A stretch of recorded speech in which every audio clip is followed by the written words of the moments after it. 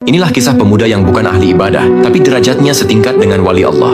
Pada sekitar abad ke-5 Hijriah, di sebuah wilayah bernama Kharakan, wilayah Persia, pernah hidup seorang waliullah bernama Syekh Abu Hasan Al-Kharqani. Pada suatu hari, seorang muridnya bertanya kepadanya, "Wahai Syekh, di tengah banyaknya ahli ibadah dan ulama besar di kota ini, siapakah sebenarnya sosok yang paling mulia kedudukannya di sisi Allah saat ini?" Sang murid mengira gurunya akan menyebut nama seorang ulama besar atau ahli ibadah yang jidatnya hitam karena sujud. Syekh menjawab, "Ikutlah denganku." "Kita ke masjid besar, Guru." tanya sang murid sembari bergegas menyusul. "Tidak, kita ke pasar." Mereka bergegas berjalan menuju pasar. Tiba di sudut pasar, sang guru menunjuk seorang pemuda yang pakaiannya penuh tambalan dan baunya tidak sedap karena pekerjaannya adalah membersihkan kotoran dan sampah pasar. Syekh menunjuk orang itu dan berkata, "Dialah orangnya." sang murid terkejut. Ia masih tidak percaya bahwa seorang pembersih sampah bisa mengalahkan derajat para ahli ibadah. Saat waktu istirahat tiba, karena penasaran, sang murid membuntuti pemuda itu secara diam-diam dan masuk ke sebuah gubuk. Di dalam gubuk itu terdapat seorang wanita tua, ibunya yang buta, tuli, dan lumpuh. Dengan penuh keikhlasan, pemuda itu merawat ibunya, menyuapinya makanan dengan sangat perlahan, dan membisikkan kata-kata manis, meski ia tahu ibunya mungkin tidak mendengar dengan jelas. Setelah semua keperluan ibunya selesai, pemuda itu segera kembali ke pasar untuk melanjutkan pekerjaannya. Sementara di rumah, ibunya selalu berdoa, Ya Allah, anakku ini telah merelakan masa mudanya untukku yang hina ini. Ia membersihkan kotoranku setiap hari tanpa mengeluh. Maka angkatlah derajat anakku ini hingga ia setingkat dengan para walimu yang paling agung. Melihat itu semua, sang murid dadanya sesak dan haru. Murid kembali kepada Syekh dan menceritakan semuanya. Syekh tersenyum tipis dan berkata,